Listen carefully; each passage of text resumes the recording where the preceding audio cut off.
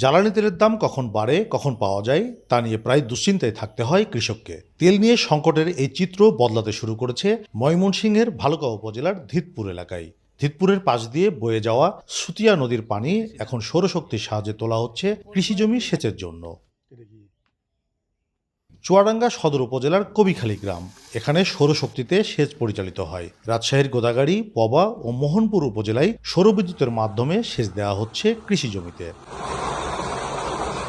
ময়মনসিংহের ভালুকার মতো এমন পরীক্ষামূলক প্রকল্প দেশের বেশ কিছু জায়গায় চলছে। সেগুলো বড় আকারের না হলেও এর সুফল পাচ্ছেন কৃষক। উদ্বোধন হওয়ার পরে থেকে মনে করেন যে মাঠে 30 থেকে 35টা মেহিং ছিল, সে এখন আর একটা মেহিংও নাই। আমরা সোলারে চাষ করি। আমরা এই সৌর প্যানেল যে পানি হিসাছি এটাতে আমরা 350 টাকা করে কাটা হিসাবে নেই এবং এটা দিয়ে আমরা উপকৃত হইতেছি।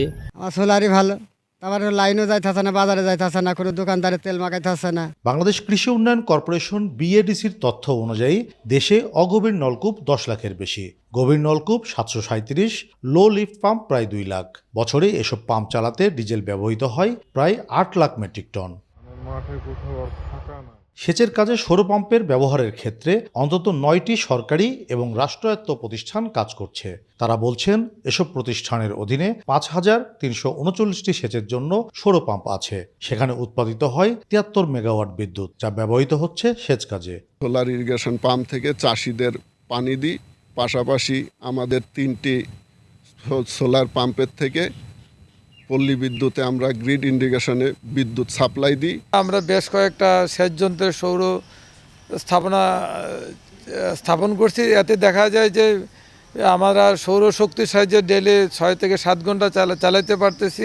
জলবায়ু পরিবর্তনের ঝুঁকি, জ্বালানি আমদানির ব্যয় এবং জীবাশ্ম জ্বালানির উপর নির্ভরশীলতা কমানোর প্রয়োজনীয়তা যখন ক্রমেই বাড়ছে, তখন দেশের বিভিন্ন প্রান্তে কৃষি ও খাদ্য ব্যবস্থাপনায় সৌরশক্তি নির্ভর প্রযুক্তি ব্যবহারের তাগিদ দিচ্ছেন পরিবেশ ও জ্বালানি বিশেষজ্ঞরা। ফসিল ফুয়েলের বিকল্প যদি সৌর বিদ্যুৎকে উৎপাদন বাড়াতে পারে, তাহলে আলটিমেটলি এটা ব্যবহার বাড়বে।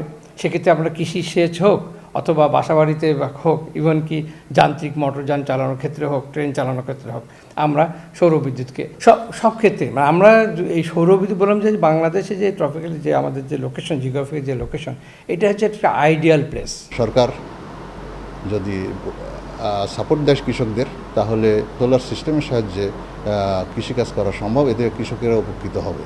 এখন পর্যন্ত বাংলাদেশে কৃষিক্ষেত্রে সৌরশক্তি বা নবায়নযোগ্য জ্বালানির ব্যবহার মূলত সেচের মধ্যেই সীমাবদ্ধ। তাই কৃষিতে নবায়নযোগ্য জ্বালানির বিষয়টি শুধু পরিবেশের নয়, খাদ্য নিরাপত্তা ও অর্থনীতিরও প্রশ্ন, বলছেন গবেষকরা।